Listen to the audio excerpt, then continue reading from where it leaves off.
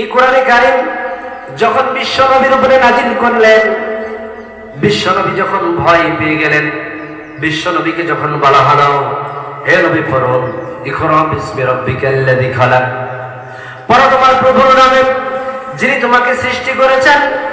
বিশ্ব নবী বললেন মা আনা বিকারিম, আমি তো পড়তে জানি না। বিশ্ব নবী ভয় পেয়ে গেলেন। জিবরাইল আমিন ঘটনাক্রমে বিশ্ব নবীকে আয়াতগুলো শিখিয়ে দিলেন। এরপরে বিশ্ব নবী বাড়িতে চলে গেলেন। খাদিজাকে গিয়ে বললেন, হ্যাঁ খাদিজা আমার বস্ত্রাবৃত করে দাও, আমারে বস্ত্রাবৃত করে দাও।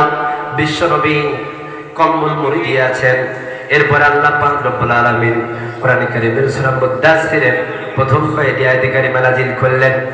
বিশ্ব নবীকে আয়াতে কারিমা নাযিল করে জানাচ্ছেন, ইয়া আইয়ুহাল মুদ্দাসসির কুম ফাআনজির ওয়া রাব্বাকা ফাকাব্বির। জোরে বলি আল্লাহু আকবার। আল্লাহ পাক বিশ্ব নবীকে বললেন, হ্যাঁ বস্ত্রাবৃত কোম দাঁড়িয়ে যাও, ফাআনজির তোমার রবের সতর্কবাণী মানুষকে জানিয়ে দাও, ওয়া রাব্বাকা ফাকাব্বির তোমার রবের প্রশংসা জ্ঞাপন করো। তার মানে আল্লাহ পাক রব্বুল আলামিন কোরআনে কারীম নাজিল হয়ে যাবার পর বিশ্ব নবীকে শুয়ে থাকার জন্য বলেন নাই। অথচ আমরা অনেকের বাড়িতে কোরআনে কারীম আছে, আমরা কোরআনে কারীম পড়িও না। কোরআনে কারীম পড়ার জন্য আমরা অনুভূত হই না, আমাদের ভিতরে সংকোচ বোধ আসে না যে কোরআন পড়া লাগবে, এই কোরআন পড়া লাগবে।